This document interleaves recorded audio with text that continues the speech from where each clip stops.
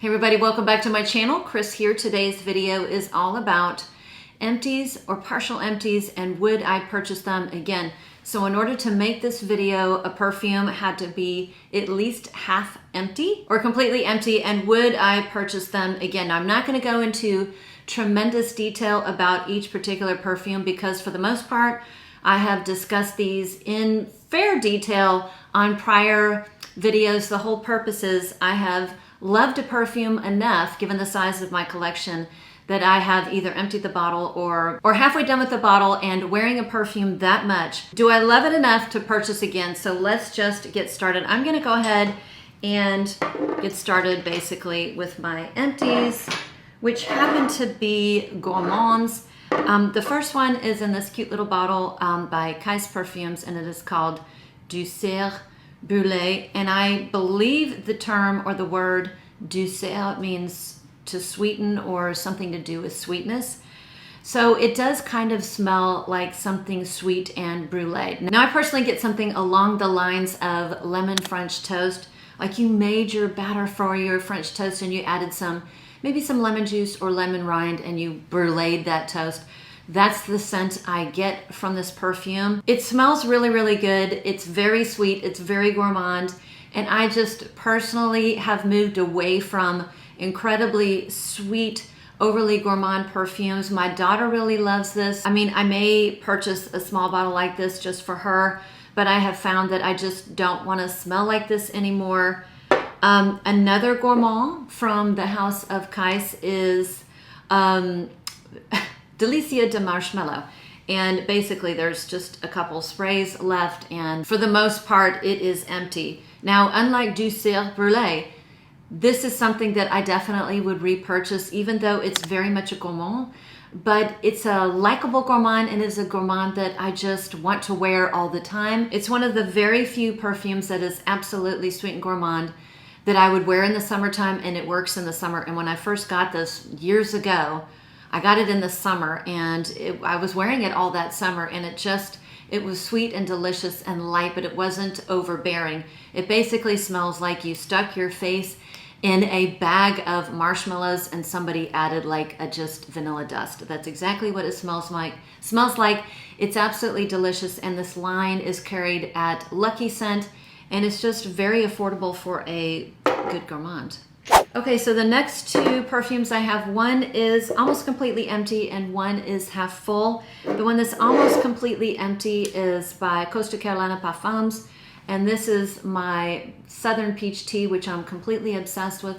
I know everybody talks about, oh my gosh, I'm blanking on the name. There is a peach perfume that I believe is made by Sarah Baker or Sarah Horowitz that, you know, is all the rage right now. I haven't even got my nose on it because this is the peach perfume for me. Interestingly enough, the note of peach is not included on the note list, but the accords that they have put together smell like peach. I mean, this smells like a boozy, yummy, juicy peach. So I know it has like red fruits, a couple different types of oranges, maybe Sicilian mandarin orange, and I want to say there's apricot and or osmantha. So together, everything smells like a juicy, fresh peach, just dripping with its juices. It's ripe, but not to the point where it's rotting. And it's, oh God, it's so good. And there's a little bit of, there's like a splash of lime in here to give it a little bit of, you know, like a citrusy freshness, a little bit of fig, and I know some sort of wood in the base. This is so yummy, delicious, and all those sweet, really juicy fruits are offset by a little bit of lime and a tea. I don't know if it's black tea or like a green tea. I would guess it's more like a black Earl Grey, but it's very subtle, so there's no bitterness in here, and the notes together just smell so delicious and yummy. So when I do finish this bottle, and it'll take me about 1 to 2 weeks, I will have another bottle coming. So the next one is another one by the House of Kais, and this is Frangipane al Pistacchio, and this is half full. Now, it's not frangipani as in the tropical yellow flower. It's frangipane, which is part of French bakery, or it's an integral part of making any sort of French pastry. And I think it's like an almond cream. So that's what you get. You don't get florals and pistachio, you get an almond creaminess with pistachio. So this has a nutty pistachio. It has, you know, a really sweet almond cream. I believe this has whipped cream. A lot of the fragrances in the House of Kais contain the note or accord of whipped cream, and of course, vanilla in the base. So this just smells like a delicious French pastry that contains pistachios and a thick, rich almond cream. So the question is, would I repurchase this again? And the answer is no. I have a lot of pistachio perfumes. I did an entire video based on pistachio perfumes. And even though these single note video reviews don't get a lot of views, everybody wants top 10 this, top 10 that, best this, best that. They are really helpful for me because it allows me to get a good bird's eye view of actually what I have and what I want and what I use. So even though this is a very good gourmand with regards to almond, like a creamy almond and a pistachio, and as you can see, I've gone through a lot of the bottle, I do not think I will repurchase it. Again, it is very, very sweet, and I just have lots of gourmand sweet perfumes that I love. And I just got a new one from the House of Dyad that I'm just loving, and I'll talk about that in another video. So delicious, and have put a big dent in it, and we'll finish the bottle, but then that'll be it. Okay, another empty is the beautiful Bal d'Afrique from Byredo. This is, in my opinion, it was very close to being a masterpiece. It's definitely one of my very favorite vetiver-centric perfumes. What kept it from really being a masterpiece is the terrible longevity of this perfume. It's delicious, love it, and it's perfect for the spring and summer. It's perfect for the hot weather. You know, it just doesn't last very long, and for that reason, I do not think I will be repurchasing the bottle. I would love to find a more affordable alternative that has better lasting power, and I definitely would consider repurchasing that. So this is vetiver. It's like these juicy fruits. I know there's like a note of tagette, lemon, lime, black currant. It's just so juicy and fruity and citrusy, and it has a little bit of violet, which gives it the slightest bit of a sweetness and a powdery touch to offset any earthiness from the vetiver. Just love it. The next one is one by Le Labo, and it is Rose 31. Halfway through the bottle, if the base of the bottle is here. Halfway through, and I've had this bottle for a long, long time, and I used to wear it all the time. Absolutely love it. It was the perfume that I would pull for when it rains. This perfume kind of perfectly encapsulates that point of view because this is a very dewy, wet, earthy, spicy rose. Now it has cumin and cedar, and together of which a lot of times they smell terrible. It smells like BO, and for the first like 9 years when I had that, this bottle will be 10 years in November. I know this because when you buy these fragrances, or they used to, in the boutiques, they would actually make you a personalized label that has your name, who perfumed it or who bottled it, and the date that the bottle was sold to you. So this will be 10 years in November. It has stayed perfectly intact with regards to the scent being true to when I bought it. However, recently I've worn it and I'm just getting a lot more of that cumin and cedar and less of that beautiful kind of earthy, dewy rose. That used to be switched. The cedar and the cumin used to only last really about a half an hour, and then the beautiful rose would bloom. That dewy, wet, slightly earthy rose would bloom, and that's what you would get on your skin in addition to a beautiful musk. So now that I'm getting, or at least my nose is changing or the perfume's changing, I'm getting more cedar and cumin. It won't be repurchased, but I will go through my bottle. Another one that's half done is one I talk about all the time. Nothing But Sea and Sky by Une Nuit Nomade. This is, I mean, the notes that are listed, I'm sure it's not a complete listing, but this is basically a fresh, musky sandalwood. So this is a very clean sandalwood. It's got some bergamot on the top and some musk. So it is a very fresh and clean sandalwood, one of the few sandalwood perfumes that is really good in the hot weather or can work in the hot weather. I wear this year round because it is more lightly wearing. It doesn't last very long in the cold. I don't really care. I like to wear it when it's just a real like the sky is blue and the sun is out and there's just a chill in the air and I've got a light sweater on. I love to wear it then, and I love to wear it in the hot weather. So maybe during the heat, I can get like 3 to 4 hours. I don't really care. It's just such a beautiful perfume. And yes, it will be repurchased. I'm just gonna grab a couple of my Initio Parfums. I have 2 Initio Parfums. I have Atomic Rose and I have Musk Therapy. Both of these are halfway empty or half full. And I'll start with Musk Therapy. This one is one of the nicest, most elegant, easy reach perfumes in my collection, particularly in the warm or hot weather. I mean, I don't know how they do it, but there's something just so incredibly appealing about this perfume. I mean, Musk Therapy, it's got lots of musk. It's got this beautiful black currant. It has orange. There is a little undertone of a floral note or accord, a little bit of jasmine, magnolia. It's just so pleasant smelling, and I would call it almost addictive. There's just something so yummy and fresh and appealing about this perfume. It is my absolute go-to when it's slightly warm or hot. I'm gonna be in a crowd, I don't know what to wear, but I want to wear something that I like, and I don't think it's going to be polarizing, and it's going to be universally appealing. I always pull for Musk Therapy, and without fail. Now again, I don't wear perfumes to get compliments or to wear them for other people, but as a side note, without fail, I always get someone coming up to me and saying, wow, you smell delicious. Now, one of the best, if not the best, rose perfume in all of my collection that just really speaks to me. It is absolutely beautiful. I would call this a rose masterpiece, is Atomic Rose. This thing is gorgeous. If you do not wait for the dry down, you are missing out in such incredible beauty, because I love all parts of this perfume, but it is the dry down where the magic happens. Now, this has often been compared to Delina and Delina Exclusive, both of which I own. It would be in a similar family, but this one really takes a different turn.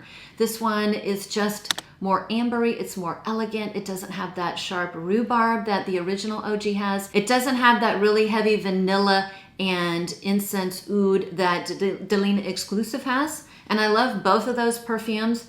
This one is just so beautiful and smooth. I would just call this the smoothest fragrance. Yes, it is a rose vanilla amber perfume, and it has a little pop of that pink pepper in the beginning just to give it a little snap, but the dry down is absolutely beautiful. One of my most complimented fragrances of all time, and even Picky Pat loves this one. This is a perfume I will be repurchasing over and over again, and I'm such a ding dong. I completely forgot to say if I would repurchase Musk Therapy again. Hello, that's the point of the whole video. I would. I know it is very expensive, and I have a lot of people say, gosh, Chris, I love Musk Therapy. It's so beautiful, but the price is really, really high. Do you know of something more affordable that's very, very similar? I haven't found one yet. Doesn't mean I've stopped looking. I'm always on the look for a good, affordable alternative to Musk Therapy. If you know of one, let me know in the comments below. But yes, these two beauties will be repurchased once I sadly finish them. So this next one is going to be a love or a hate for people. I've shown this in one other video, and I think a couple people purchased the bottle or the fragrance after I showed the video, and I had several people DM me and tell me, oh my gosh, I picked up a bottle of cacti and I love it now. This is going to be a little bit polarizing because it's a very unique perfume, and it is Cacti by Régime de Fleur, and it is half done. It is an iridescent or a reflective bottle, but if you look from the back, it's you can very clearly see it is half empty. And I stopped wearing it for a long time because it had become sold out and you just couldn't find it. They repackaged it and re-released it, so it is available. I just looked last night on Lucky Scent, who carries it in addition to the website Régime de Fleurs, which in the past I have purchased most of my Régime de Fleur fragrances. Lucky Scent carries this new re-release, and wouldn't you know, it's completely sold out, the samples and the full bottle. So other people out there feel the same way I do about this perfume. It's super unique. And the perfumer who created it, and I don't know who it is, did an amazing job putting together notes and accords that would resemble a cactus. And that's really what this perfume resembles. This perfume to me is really two different parts. There are parts of this perfume that are kind of like the needles on the cactus or the cacti. It can be a little bit sharp, a little bit green, a little bit punchy. And to me, those notes are represented by, I mean, there's two different types of tea, black tea and mate, I want to say. I think it is mate tea. Both of those teas, both of those types of teas can be sharp, it can be a little bit harsh, and they're definitely on the bitter side here, in addition to the shiso leaf. I've actually had shiso leaf in a salad, you know, a couple of years ago, and that leaf can be a little bit peppery and a little bit bitter.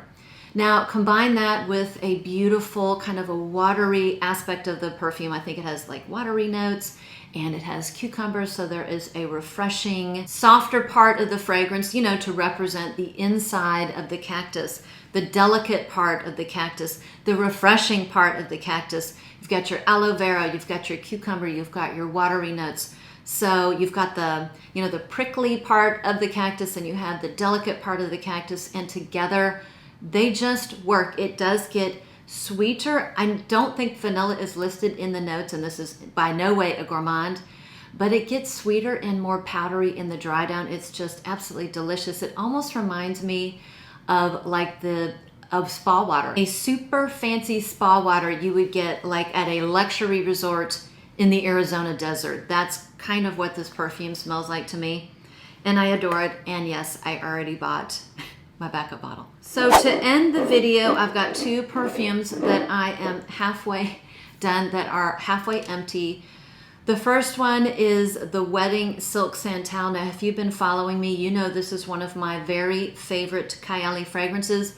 I have a ton of Kayali fragrances. This is one of my very favorite. It is just so deliciously pretty. This to me is a fruity vanilla. It has other notes, you know, it's got a champagne note. It has like a sweet musk, I want to say sugar musk, and I want to say sandalwood. I think the notes are on the back.